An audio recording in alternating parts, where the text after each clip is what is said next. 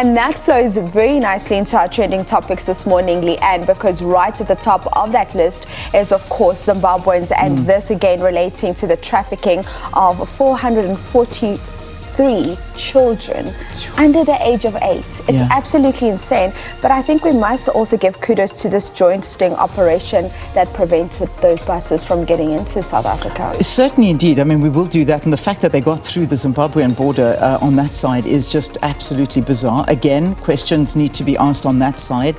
They're saying that, I mean, there were 44 buses in a row that were coming, transporting these children. The oldest was 8. The oldest child was 8 in these buses. And they say the excuse they were giving is that the bus drivers told them that the children were going to play sport. But other information they received was that the children were sent by their Zimbabwean grandparents to the parents in South Africa.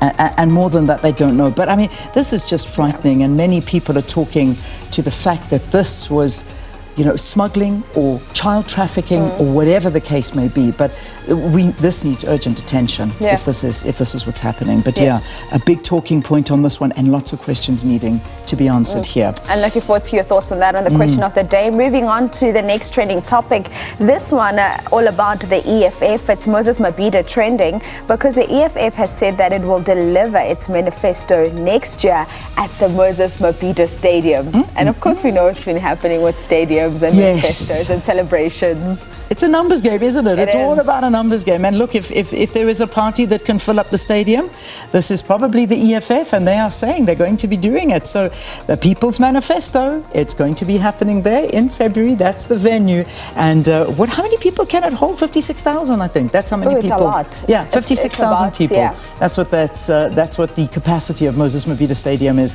And they say they're going to fill it up. That's it. Total victory is what they're hoping for. Remember, that's their slogan for the elections. We'll wait for the 10th of February 2024 to see what happens there. The next trending topic on our list is Deep Sloot, and this one, a very sad one, because it seems, and rightly so, South Africans and people in South Africa are tired of the crime in this country, and they just want to take the law into their own hands. Indeed, vigilantism is what is happening here. So 7 people being killed in separate vigilante attacks happening in Deep Sloot, and the 2 attacks occurred only hours apart, and again the victims were all set alight, and at least one of them beyond recognition. So this is what they're saying, and many people are talking to this, and this happened on Friday night and in the early hours of Saturday morning, and the preliminary investigation suggests that both incidents the victims were assaulted and burnt by a mob. So yeah, that's unfortunately what that trend is all about, and you will see it, and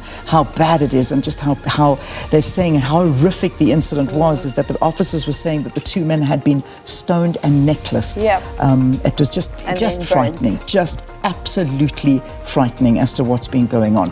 But a happy note, Trevor Noah. South Africans doing big things all over the world. Trevor Noah here doing big things out in the UK and London, Leanne. Oh man, you know, he's just doing big things everywhere. Trevor Noah is in the news for all the right reasons at the moment. So he went out and he filled up the O2 Arena 3 nights. 3 nights, jam-packed O2 Arena, that's in London, and he was performing there. So he just filled up, not a seat left in the house, and he managed to do that. But he's been doing this world tour, and I think he's been doing it everywhere. But besides that, he also went out and received this unbelievable prize from the Netherlands. It was the King Willem-Alexander in Amsterdam. They awarded him the prestigious 2023 Erasmus Prize in the Netherlands, and this is a massive prize to receive, and this is given to Trevor Noah, and with it the equivalent of a R3 million cash prize. So how nice. It must be nice. It's nice. He's rolling. It must be nice. Did you get money with your prize? Not a cent. Okay. Just putting it out there. Not a cent. I wish.